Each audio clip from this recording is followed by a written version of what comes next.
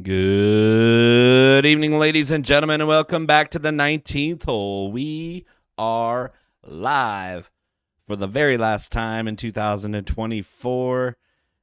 The 19th hole on In Between Media, sports media, in between, everything in between. Make sure you like this video, subscribe to the whole damn channel. We have reached the Tour Championship. 30 men remain. We have starting strokes. We have gross strokes, net strokes. We have Scottie Scheffler starting with a two-shot lead. That seems unfair. He's had a great year, though. We're at Eastlake Golf Club in Atlanta, Georgia. Let's hit it.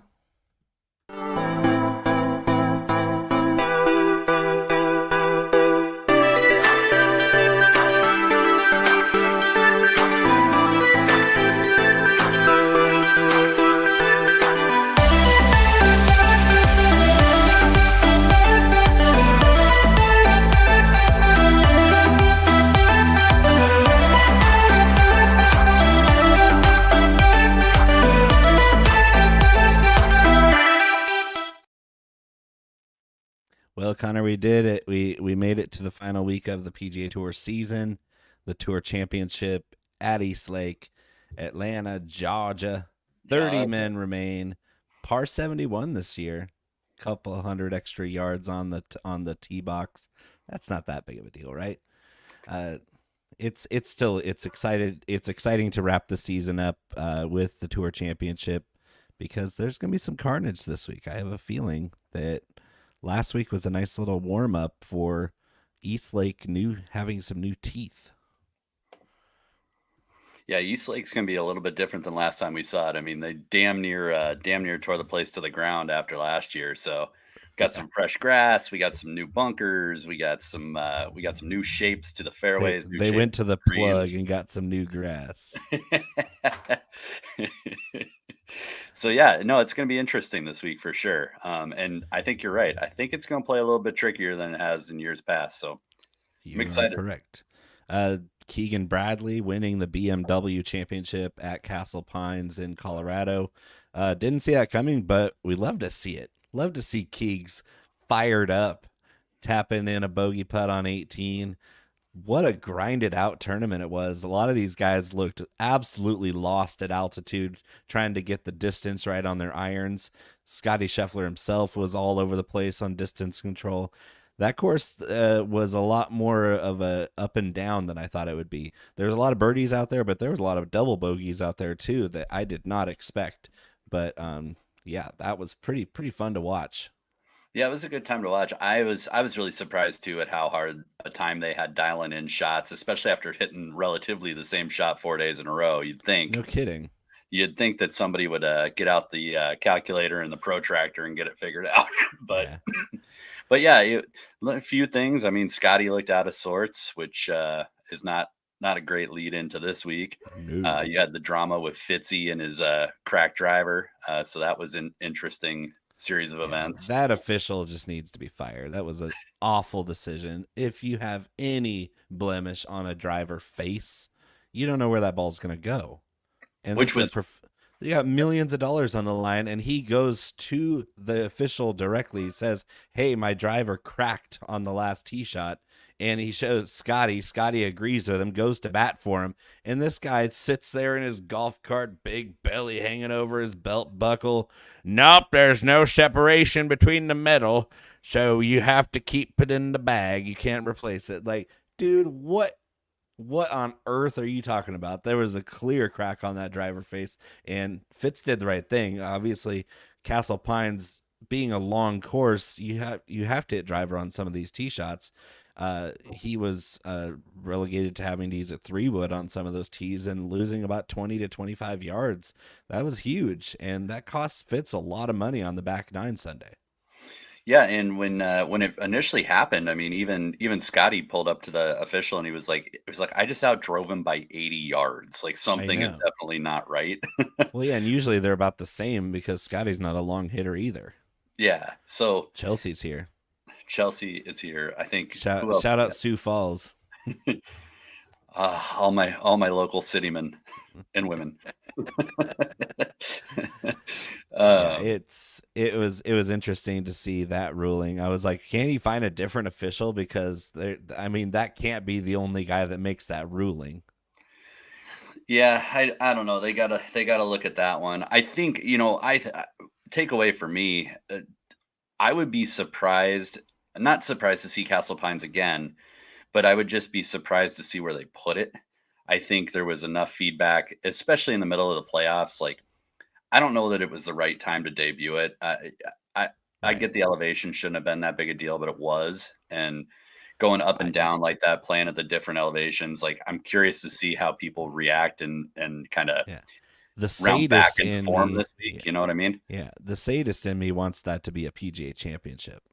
Well, and I think that's where it fits though, right? Is like I Right. think Castle Pines is like a major It's makes sense. long. You can grow the rough out. It's got some nasty rough in some spots, but they didn't really, they mowed it pretty close. It wasn't unmanageable rough. It was penal if you missed the fairway, but it wasn't the end of the world. A lot of these guys were missing the greens from the fairways because they couldn't figure out yardages.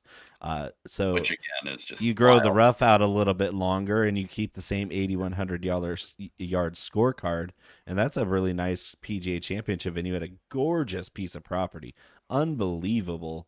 And that Great finishing watch. hole 18 was brutally tough. That was fun to watch those guys try to hit it up that damn hill. Yeah, I'm with you. I mean, gorgeous course. We knew we had checked it out before last week. We knew it was going to be pretty. A lot of the comparisons that people were drawing, I saw it even more as we were sitting there watching it. I think there's a lot of classic great courses rolled into that course. Yeah.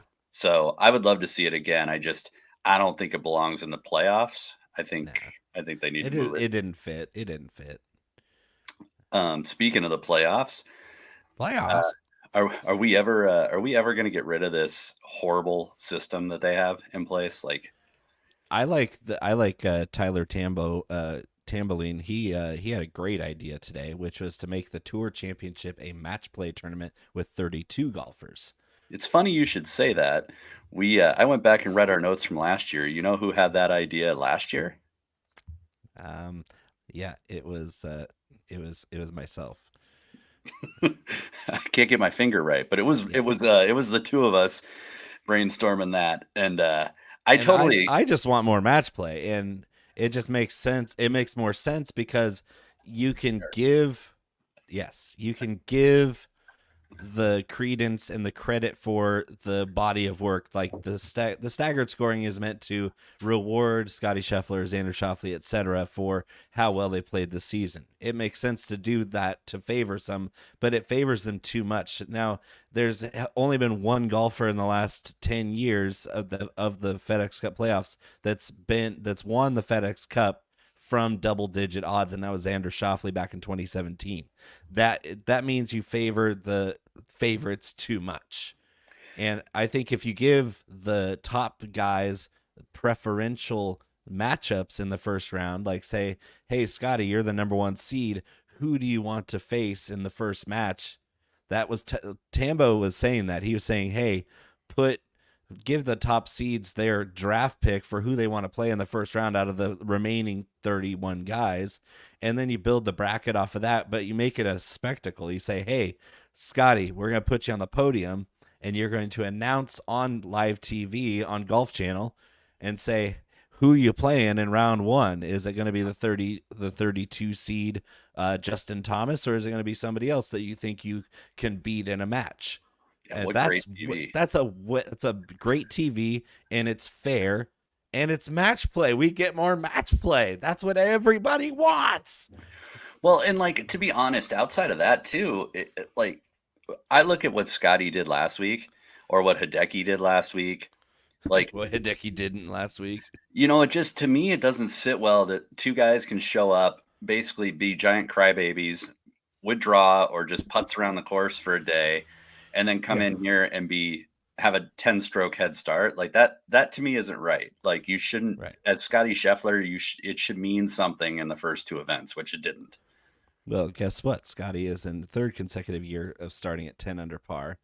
And the last 2 years in 2021 and 2022, or 2022 and 2023, has done jack shit with that advantage of being the top seed. And it's been somebody else that's come from the back of the pack, not too far away. Like Hovland came from second place last year, shot 19 under par at this golf course. That's why they overhauled it, because like you get a guy as hot as Hovland was last year, and he just tore the place apart. It just, yeah, I think that we're gonna see somebody else put pressure on Scottie, erase that lead early, and then it's back to even with a whole bunch of golf left to play, and watch Scottie try to read a green looking like Mr. Magoo out there. That dude, his putting stroke is fine. Yeah, like I'm watching his stroke, it's fine, but he cannot read greens, and especially cannot read quick greens with lots of undulation. Like the greens he's won on this year were very true, but on the flatter side. Yeah, and typically a little bit slower too, to your point. Yeah. So, yeah, no doubt about it. And I think that's a really important distinction to make when you're looking at Scottie's putting woes. Is like the stroke's fine. Like literally fine. The stroke looks fine. But to your point, he just doesn't know where the putt's gonna go. No, and he lined up on a couple where, I mean, he was a solid foot offline. Like, you're just sitting there going, where are you going? Yeah. He didn't watch the show, obviously, because remember when he airmailed that green and it bounded over the back, and he said, "How that it pitches back? It pitches back. How does that not pitch back?" I was like, "You're hitting away from the mountains, dude. It's all pitched away from you. Even if it's pitched like this behind the green, it's still like this. If you zoom all the way back, we told you this would happen. Is everything flows away from the mountains, no matter what it looks like. You have to account for that." We should send him a link. Just let him know. I'm telling you, Scottie, you've had a great season, but it could be a whole lot better if you just listen to the 19th hole guys. We arguably know it better than the pros, obviously. So I wouldn't even know if it's arguable. It's inarguable at this point. Are you drinking anything, Connor? I saw you. You were kind of pinching your nose and squinting. That's why. Drumshambo gunpowder, California orange citrus. Oh, this is delicious, to be honest. That's some SoCal shit right there. And like, dude, I'm super into gunpowder gin to begin with, and this citrus one is so damn good. Throw it with a little LaCroix and bottoms up. Well, Mathieu Pavon is one of the longest shots of this field, so maybe the Frenchman will get it done for you with the LaCroix. LaCroix. I cracked open my bottle of Blanton's. Delicious. With a B on the jockey. B for Bo. I get B for I didn't have a B yet in my collection. Oh, there's so many other It was dumped this year in April from Rick 34, barrel 265, 93 proof as always, single barrel. That's the beauty of Blanton's, is sometimes you get a great one and sometimes you don't. This one's pretty good. Sometimes you feel like a nut, sometimes you don't. Yep. No, well, Blanton's is always solid. If you can get a good price on it, it's never disappoints. I overpaid a little bit, but it was the first one I'd seen in this area in a really long time, so I paid with my Father's Day money. Well, this was a gift, so I paid $0 for it. That sounds about right. I'm winning. Winning. All right, let's go into the golf course, East Lake Golf Course, with Caddy notes. Get yourself ready to wax poetic about a brand new old golf course at East Lake.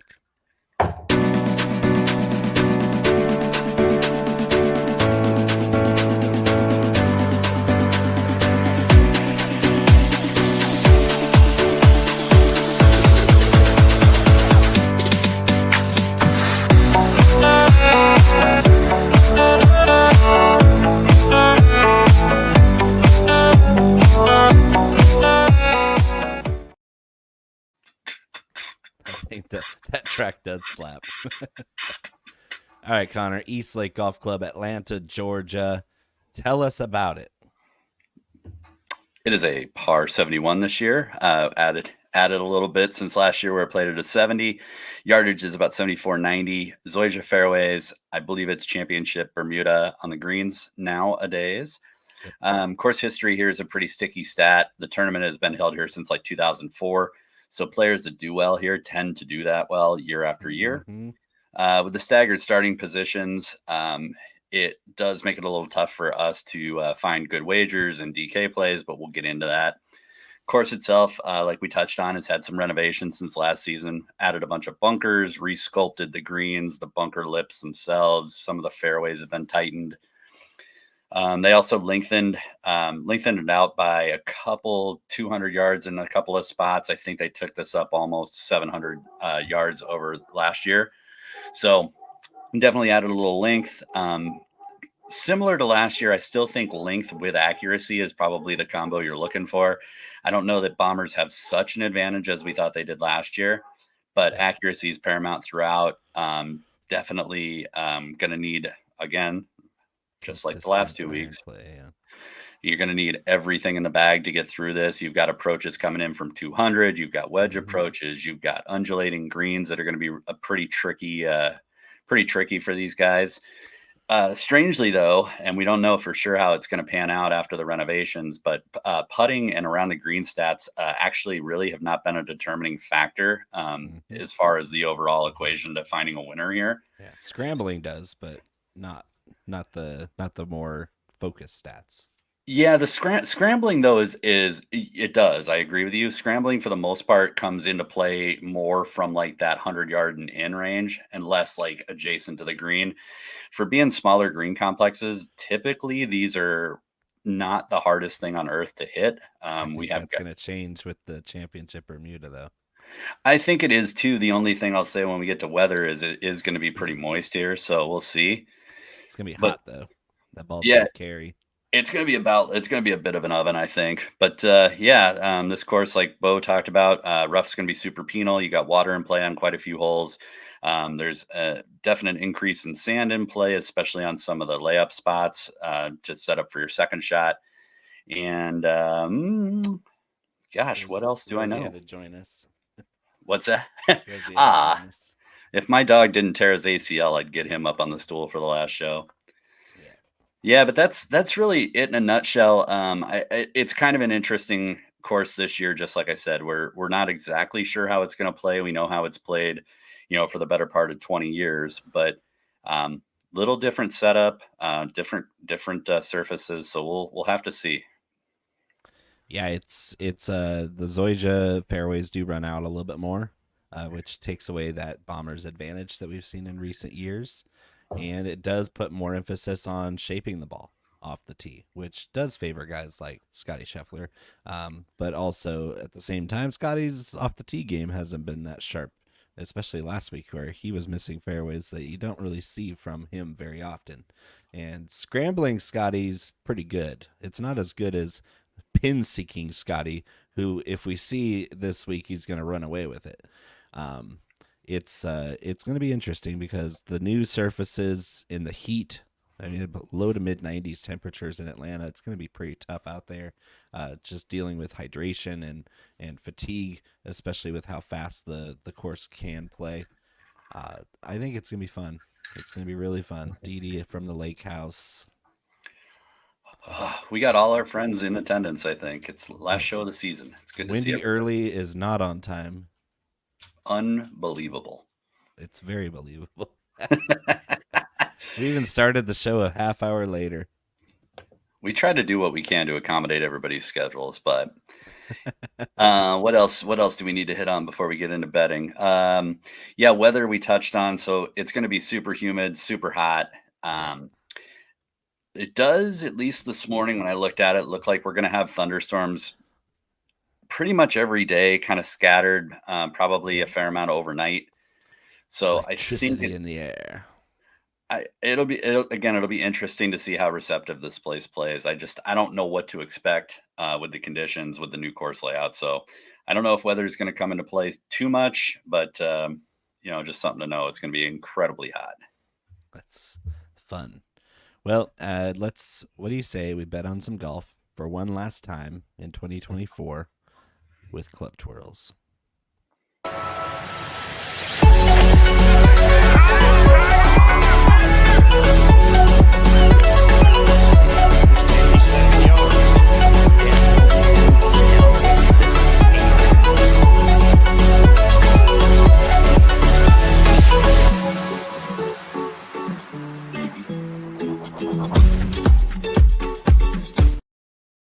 What do you say for 2025? We get Brad, Chad, and Thad some better fitting pants. What if we try and find them and get them on the show? I think they would be absolutely like tickled to know that they're in our intro.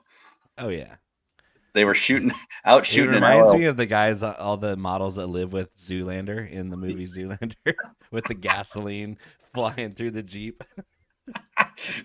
They were out shooting a J. Crew commercial, and somebody was like, "Hey, would you walk with a golf club?" Yeah, just walk. You can wear your stupid hat that you love so much. Thank you to DD for the $50 super sticker. Yeah, take note, everyone who's watching. That is how you do it. That is how you do it. It is the last show, so we are going to make it a good one with some winning bets. Not that that's any different than what we've done all season long, 34 plus weeks. But Scottie Scheffler, plus 110 is the best line I've seen with starting strokes. He is getting a 2-stroke advantage, which is very unfair for the best golfer in the world to get a head start in a way. But that line seems a little dumb to bet on. Yeah, I don't like it, especially when you can get him at plus 400 for the gross. Yeah. I mean, obviously, if you think he's going to win, bet both.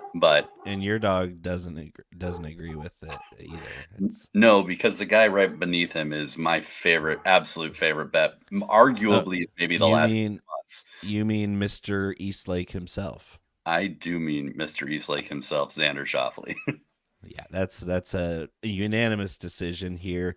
Xander Schauffele plus 230 with the starting strokes, -8. Only 2 shots to make up on Scottie, plus 500 gross. That's incredible for starting neutral strokes. The guy has never finished worse than 7th at Eastlake. That seems good. Only guy to ever come from double-digit odds to win the Tour Championship in 2017. He went nuclear here. And this golf course hasn't even seen, the golfers here have never seen this version of Eastlake. Eastlake's never seen this version of Xander Schauffele. That's what I like to say, because Xander is playing out of his goddamn mind, and a $25 million payday at the end of a 2-major season. That's how you sew it up. That's how you win. That's how you win Player of the Year over a guy with 6 wins and a gold medal. I think that happens. I definitely think that happens. And I mean, he's gained more strokes on this course than anybody else in the field by almost 18 strokes over the last, God knows how many years, but he just doesn't have any weaknesses. No, he doesn't. And when you look at the last 5 starts here, a second, a fourth, a T5, a T2, a second, it's like, what? I mean, the only person that's got even close to as good a history here, as far as what I'm looking at, is Rory McIlroy, and Rory's completely out of sorts. So if you're looking for a horse for the course, Xander's the guy. Xander can definitely make up the 2 strokes, and I actually think Scottie's going to give those strokes back on the first day anyway, and then Xander's going to just run away with it. Yeah, that'll be fun, because I think that Scottie will be he'll be shook by giving up a 2-stroke lead right off the bat. And it might not even be to Xander. It could be to somebody else at 6-5-4 that gets off to a hot start. Scottie's putting has been atrocious. His off the tee game has been iffy. Betting 1 plus 110 or even negative odds in some places for Scottie Scheffler. Just wait and see. Let him play a round or 2 before you even throw any money on Scottie Scheffler right now, because the last couple of weeks we've seen since the Olympics, he's looked terrible. Yeah, I mean, I think all season we were kind of waiting for him to fall off a little bit, and to be honest, he hung in a lot longer than I thought he was going to. Yeah, and ho hum, when he plays poorly, he still is pretty good. Oh, he's really damn good. But when you look at guys like Xander Schauffele, Victor Hovland, Collin Morikawa, a couple of these guys that have been nipping at his heels stat wise, he starts to slip a little bit. These guys come firmly into play. So, yeah. So I have Hovland circled as well in the gross market, plus 1,800 for Hovland to win the gross 72 hole total. That's great. I mean, he completely obliterated this golf course last year, and it's a slightly different course this year, but Hovland's been playing better, and he says he's playing like crap. Don't believe him. he's still really good. He's still the best pure iron player besides Scottie Scheffler in this field. And really, when chipping and putting really don't come into play with separating factors at East Lake, it's more of what you do from tee to green. I think that Viktor Hovland has a great chance to pay off at plus 1,800 gross. I think he's too far back to win with the starting strokes, but I'm definitely interested to see what he does without the starting strokes considered. Yeah, I can't fault you for that. I think, and Viktor Hovland is always just right on the verge of popping off, and so And look I what he did like. at the St. Jude. That was vintage Victor. Yeah, I can't fault you there. I think kind of in that area for me, Wyndham Clark, and Wyndham Mm-hmm. Clark Yep. is Another agreement. This is getting crazy. plus 2,500. I actually am thinking about taking him at plus 4,000 with the strokes too. Wyndham, Are you serious, dude? I'm I have thinking the about it. exact same. I've already done it. I already plus 4,000 at -4 starting strokes and plus 2,500 gross.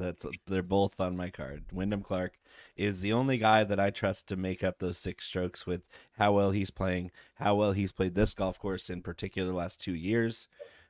Off the tee, he's long, but he's also been putting in the fairway, which is why he's so hot. Because this guy's short game is the best in the world right now.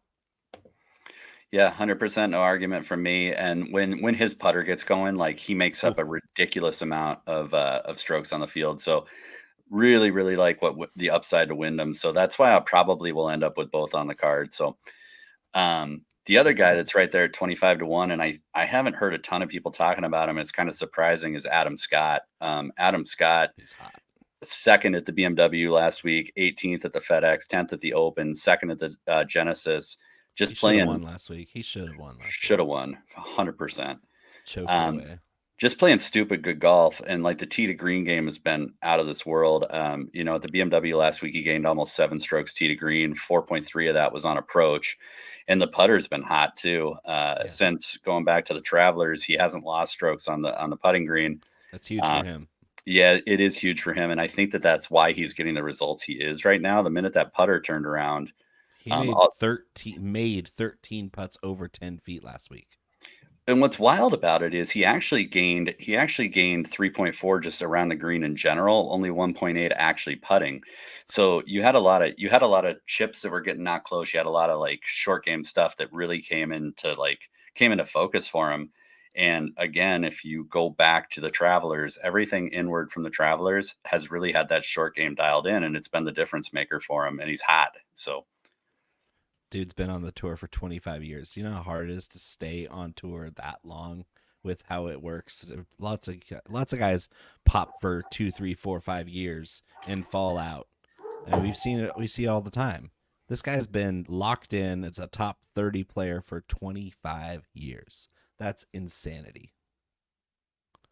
Yeah, so I guess a little bit more of a dark horse in that odds range. Like I think people are getting distracted by a bunch of guys around him, but I would definitely take a look at Scott. The gross 20 plus 2,500's pretty good. Yeah, I only have one more guy on my card, and it's way down there, and I'm only going to bet the gross market because he's way down there. Well, I'll throw out. Yours are way down there. I've got 2 that are kind of right in the middle that I'll throw out real quick. Billy Horschel at plus 3,300 for the gross. Hey, Horschel. It's sea level Bermuda. Not to mention that like Horschel actually has been playing sneaky good lately. Like I don't know. He's kind of got Bermuda at the St. Jude. He played great. Where he played poorly last week because it wasn't at sea level with Bermuda, and we're back to sea level Bermuda. So Billy Horschel, by definition, should play well here, right? Should play well here. He actually has decent course history here over the last 5 years. He's got a T21, a T9. He does have a 30th in that span too, but to be honest, it's one of those spots where like Billy's kind of been so up and down the last 2 years that you kind of write off some of these higher finishes and just kind of look at like what he's been doing recently. So it's a little bit of a longer shot, but I think it's actually a pretty good number on Billy Horschel based on the form he's in. He had a 2nd at the Open, a 7th at Wyndham, 10th at FedEx, 22nd at BMW wasn't great, but it was also the first time in like 4 tournaments that he lost strokes putting, which is not very Horschel like. So, I would definitely take a look at Billy Ho. And then Aaron Rai rates out super well for this course. We have been betting him. He's plus 4,000 for the gross. So just somebody to take a look at if you're looking to throw a couple more bets on there. I'm a lot like Bo. I don't have a ton of bets going this week. I like the guys number I like. 3 in my model, Aaron Rai. Yeah, same on mine too. So I mean, the stats back it up. And then my last one's Taylor Pendrith plus 5,500 gross. It is gross. It's not somebody that I line up to bet normally, man. But like again, he's the only willow branch that made this field. He's just like EVR. There's lots of water on this course, and I think Pendrith is going to find it. I just like the form he's in, man. 13th last week was pretty good, and it's the first week in 7 tournaments that he actually lost strokes on approach, and it was still, I mean, it's basically flat. But to your point, some of the water was the culprit there. But if he returns to form on his approach game this week, like, I don't know, dude. He second shot course, Pendrith could be dangerous here. So 55-1, you're not going to get 55-1 gross on Pendrith. I think that's gross. My 55-1 bet is Christian Bezuidenhout, who's playing even better than Taylor Pendrith right now, and fits the golf course twice as good in my model as Taylor Pendrith. Pendrith I have down kind of in the middle to low end in my model, but Christian Bezuidenhout is 6th in my model. The only thing that he kind of struggles with on occasion is off the tee accuracy, but he's number 1 in scrambling in this entire field, number 7 in opportunities gained, 8th in approach, 8th in putting on Bermuda, 30th off the tee, 27th by my count, but yeah. There's only 30 people in this field. I know. But 12th in proximity over 200 yards. I think that it's just a great fit for a guy who's playing extremely good golf right now. Bez, I just have way higher than Pendrith. Where is Pendrith? I can't even find him. See, Pendrith is 6th in mine, and a big part of that is how heavy I weighted approach, par 5 scoring, and off the tee. Pendrith is 10th off the tee, 7th in approach. Now I did shorten this. This is based on the playoffs, so it's strictly recent form. Yeah, because Pendrith I have 30th in opportunities gained, 25th in scrambling, 17th in good drives, 27th from tee to green, 25th on par 4s. I'll give him credit. He is 3rd on the long approach shots and 8th in greens and regulation gained, and 11th in putting. But I just have Bez in the top 10, which is nice because 55-1 for a guy who comes in 6th in your model. I pay attention to that. We'll do some kind of a show probably as a wrap up and like teaser for next season and stuff. So we'll have to do a Bez versus Pendrith beer bet show. Well, we can't do the last show without a beer bet. Yeah, so we'll put that as our beer bet because I don't think we're going to find many other opportunities. No, we're definitely not disagreeing with anything else. So. But that's it for me, man. That's my betting card in a nutshell. And some of those are reaches. Just needed to feel something, but I'm pretty confident in the top part of the board that we talked about, and that's where most of my money's going. Same. All right, Dee Dee is loving the show. She's having fun. I'm glad you are. Oh, what are we drinking? Did you tell her what we're drinking? Yeah, I flashed the bottle back on the screen, so she wants to see the gunpowder again there. And what do you say we hit the DFS no trunk slams? I did win the pros versus Joes 4-man. Finally beat the Tims. It was a long time coming, but I did collapse on the last day. I won with my Sam Burns pick in the 4-man game, but I didn't have Sam Burns in my head-to-head with you and lost on Sunday. It was a close one, though. We both had a really good lineup, but I profited. So there you go. I suspect this week's going to be a tight race. I think you and I are pretty lockstep. Yeah, it's going to be pretty close. This is one of the few times all year round, though, that the strategy on DFS actually really can pay off big. So it is. Yep. All right. No trunk slams. The club is well. This would be a wrestling slam.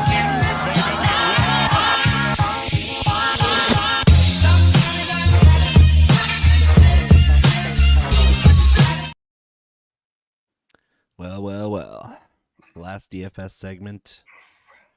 I'm going to pull up my lineup that I put in here because I'm only running one lineup. And I think the one difference we're going to have might be at the bottom. Scottie Scheffler, 2-shot advantage. He's going to start off with that 30-point boost for being in first place. We'll see how long that lasts. I'm starting my lineups all with $11,000 Xander Schauffele. I think you are too. I will tell you, I do have a couple Scottie Xander lineups. Ooh, that's fancy. I haven't decided if I'm throwing one of those up against you guys this week or not, but it's actually really easy to do because the pricing is it's a lot different than it has been in years past when we've covered this tournament. Like Scottie at 12-2, and then having your lowest guys still at that 6 flat. You can make it work if you pick the right guys down below. It's quite aggressive. Quite aggressive. It's rather peculiar playing the top 2 golfers so you go cheap at the bottom. But when you're looking at in terms of like what's going to be chalk and what's not this week, Xander is ridiculous at 40% calculated ownership this week, and as he should be. It's a hell of a price on him. I genuinely think he's going to win. The unfortunate thing is you've got to get a lot riskier at the bottom, especially if you're playing multi-entry tournaments, because if you and 40% of your buddies are on Xander, I mean, you got to have him if he wins, but if it doesn't differentiate you enough to get you to the top of the tournament either, because everybody's got him. So, yeah, I'm going chalk at the top with Xander, but I'm getting risky with everybody else. So I think we're going to be a little bit more different than you think, because I'm going down to 8,500 with my next guy, and that's Sam Burns. I'm jumping down quite a ways because I think that if I want to be different, I'm not going to start with Xander and then somebody in the 9s like Rory or Patrick Cantlay or Ludwig Oberg is going to be ridiculously chalky. Collin's going to be chalky. It's going to be really tough to get to those guys and be different, especially when you spend that kind of salary with your first 2 picks. I think your differentiator with trying to fit a Xander Scottie lineup in is smart, because it's going to be hardly anybody that even tries that. For me, I'm just going to jump down to the mid 8s and load up on guys like Sam Burns and Victor Hovland at 8,300. And then I'm going to go right down to Wyndham Clark 8,100, because I still only need to get with one guy in the 6s with that build. Love the Sam Burns play. Sam Burns is going to be one of my highest rostered too. 8,500 is a really good price on him. He's coming in good form. Great form. The guy makes a lot of birdies. Gives some of those back. So good right now. But I do think you're going to need a lot of birdies to make a run at getting into the top 5 here. So I think Sam Burns with the birdie making prowess is possible. I like Victor too at 8,300. I love Wyndham at 8,100. I think that's a really good price. And right there around that 8,000 mark, I already touched on it in the betting segment, like Adam Scott at 7,900. That's a steal.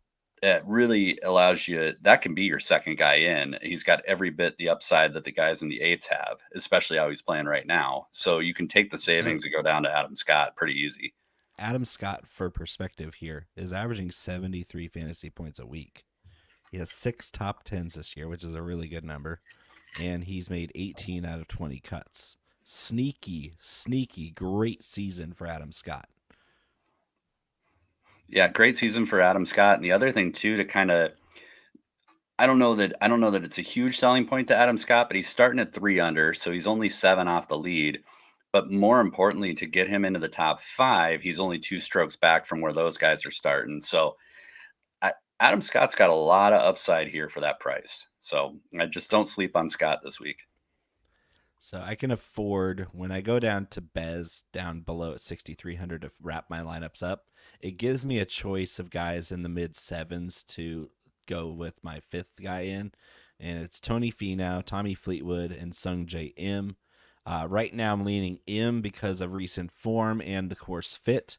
Tony Finau, his putting has been back to garbage lately. Tommy Fleetwood never wins anything, never scores enough birdies. He's a cut-making machine. There's no cut this week. Who cares? Sung Jae has the upside. Sung Jae has the recent form, and he's a little bit cheaper. So if you don't have 7,700 or 7,800 like I do right now for this fifth guy in, I'm picking Sung Jae over Tommy and Tony because it's I can't quite reach Adam Scott with the build I have. I'm $100 short, but I feel really good about Sung Jae M at 7,500. That seems really cheap for a guy who's blazing hot right now and is a great iron approach player. Yeah, I'm not completely out on Sung Jae by any means. He's got a real mixed bag of course history here. He is playing really well. To your point, like $400 is a lot in this line or in this DraftKings pricing. But I think right there at 7,400, I tend to lean towards Russell Henley. Rates out a little bit better for me, and honestly, just I think is a slightly better course fit. He's rating out a lot better in like the overall tee to green than Sung Jae is, even on the little rip that Sung Jae's been on. The scary thing about Sung Jae over the last so far in the playoffs, he's 28th in the field off the tee. Yeah. And he's 29th in opportunities gained, which to me just means that like his accuracy is there, but he's not giving himself as many looks as he needs to at birdie. And he's actually 19th and birdies are better gained. Not that Henley is a ton better, but when you look at him, Henley just edges him out on pretty much everything except for par 5 scoring. So for me, it's Henley. I get what you're saying. Like M does make sense. They're very close. They're very close. In that for good reason. They're good, very close. I mean, they're both top 5 putting on Bermuda in this field. Number 10 and number 11 in good drives gained. They're both kind of in the middle of the pack in scrambling. They're both pretty much in the middle of the pack for tee to green stats overall. They're both they're so close. And I do like Henley. I just think Sung Jae is the guy that I'm going to go with. But yeah, I won't fault you at all for Russell Henley because he's number 1 in this field in putting on Bermuda. That is not nothing. That is not nothing.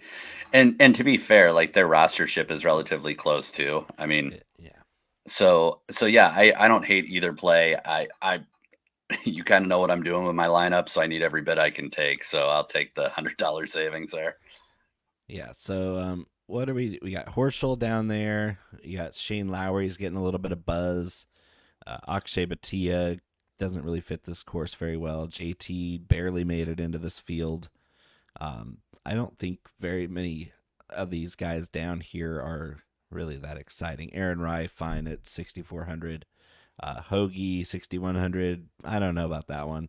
Pavone 6 flat. I'm with $6,300 Bez. That's going to be my one value pick that I really lean on because the dude's blazing hot right now.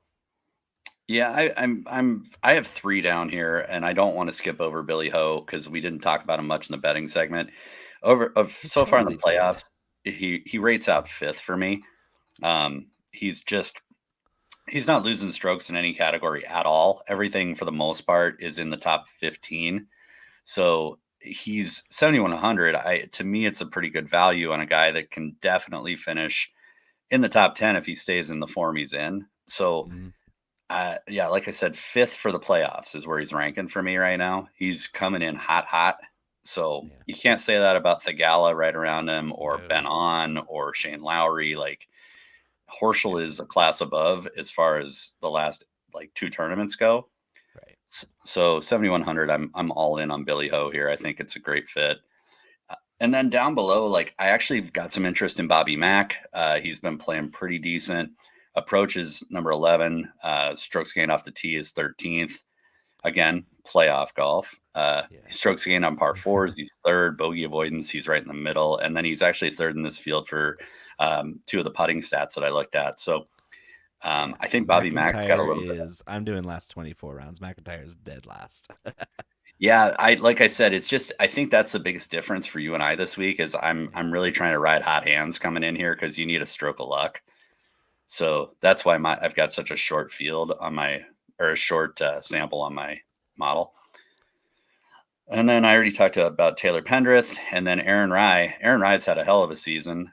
He rates out third so far in the playoffs as far as the metrics I looked at. So 6,400 Aaron Rai, who's first in approach and first in opportunities gained, second in proximity from 200 plus, and then third in strokes gained total, which is kind of wild to think about.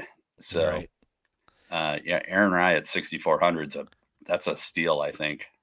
Yeah, I was curious, so I went last 8 rounds on my model waiting, and it went with Xander 1, Hideki 2, Rai 3, Scottie 4, Victor 5, Billy Ho 6. Interesting, right? That's a pretty big jump for Aaron Rai. Aaron Rai was already number 3 in my model, but a big jump up for Xander and a big jump down for Scottie. And ironically, Scottie jumped down last 8 rounds with proximity over 200 yards. He's second worst in this field in the last 8 rounds. That's wild, right? You don't think of Scottie Scheffler struggling with any proximity stats. Well, and I'll tell you what flagged me to change it and shorten the view is Rory was ranking like 4th for me when I was running it at 24 and 36. He's 11th when I filtered it for last 8. Yeah, and he drops even worse for me. He is dead last in my mixed condition model. He's 30th in this field so far in the playoffs. Not good, Bob. 29th in approach. That's not good, Bob. No. Yeah. So it pains me. We all know how much I love Rory McIlroy, and I hate to go out end of the year talking bad about my boy, but he's got a couple screws loose that he needs to get worked out in the off season. Here's the weird one. My model says Rory's 25th in good drives gained. Woof. That's his strength usually. 16th in strokes gained off the tee so far in the playoff. Yeah, not in form. Now, it's Rory McIlroy. If he came out and stormed this place and won, it wouldn't surprise me. But it would surprise no one. He's done it before. Yeah. It's like I always say about good old Rory. Everybody loves to talk about how awful he is at everything when he's not winning. When he does, he's the best ever. Yeah. So, but yeah, that's it for me in a nutshell. I think it's going to be a fun week. I think we're going to win some money. I think we're very aligned for the most part. Well, DD, yes, football channel, not on In Between Media, but I will have my DFS show with Scott Simpson on Saturday nights. So, chalk blocked. And then I've got some projects for in between for the off season. We're going to be doing some YouTube shorts for the swing season tournaments. I'm going to be doing 3 articles a week for the swing tournaments as well. We're going to still be doing a DFS, a betting, and a props one. Going to be significantly shorter, very short formats, but yeah. So we're not going away. And then, like I said, we've got the President's Cup coming up. We'll try and cover that if Bo's schedule allows. And I think we'll probably this year, we didn't do it last year, but I think on the horizon we'll do some kind of a preseason betting preview. Try and get some futures. Yeah, and the Century is in late December this year, so we'll be hitting the Hawaii swing earlier than usual. I'm going to tell you straight up, I'm taking a few weeks off though. I need a rest. Yeah, for sure. Me too. Me 3. I'm going to be so far into football next week that it's going to be fun. No football for me. They don't want me talking football. I'm too risky. So take Xander out of it. Who else is winning this thing and what score? Oh, I think the only guy that I see having the firepower to do it, and he'd have to play pretty damn good still, is I think Sam Burns is the one that I think can get it done. We just can't give strokes back. I would say if he can get it done, it's going to be around that 21 mark. All right, and I'm going to go with Wyndham Clark. Same reason, at 17 under par. I like that too. That ain't bad. All right. The hat. The final hat of the Year of Our Lord 2024. Oh, hat. Oh, hat. I'm going back to 24 rounds, though, for the real model. Number 10. Your guy. Oh, God. 10 is Hideki Matsuyama. Hey, He's not dead to you. He just has a balky back, and he doesn't really care if he wins or loses or finishes the tournament. He doesn't really care about much. Just get that Chick-fil-A, bud. No kidding. Well, my number 10 is Russell Henley. Love that a lot more. Russell Henley, yeah. I like Hideki's form better, but I like Russell Henley's health better. Yeah, Hideki will not be getting a lot of my money next season. There's a little spoiler alert for you. We didn't mention this is Russell Henley specialty course because he's number one, and we mentioned number one in putting on Bermuda. He was born in Bermuda, so he's a Bermuda specialist because that's where he's from. Bermuda. All right. Well, next time we see you will be a little bit later in the year. There'll be sleigh bells ringing, ring ding ding ding, and we'll probably see you for President's Cup. I'm going to be fired up for some match play. I was going to say I'm going to get you. I'm going to get you on for that, and then yeah. Stay tuned to the channel. Follow me on Twitter if you don't already. Like I said, I'll have the less exciting portion of the PGA coverage all swing season. When you're losing money on football, you can try and win some money on golf with me. Yep. All right. From Conor Coughlin, I am Bo McBrayer. This has been the 19th hole on In Between Media, sports, lifestyle, everything in between. Like this video, subscribe to the whole damn channel, and join us for the President's Cup in a few weeks. Cheers.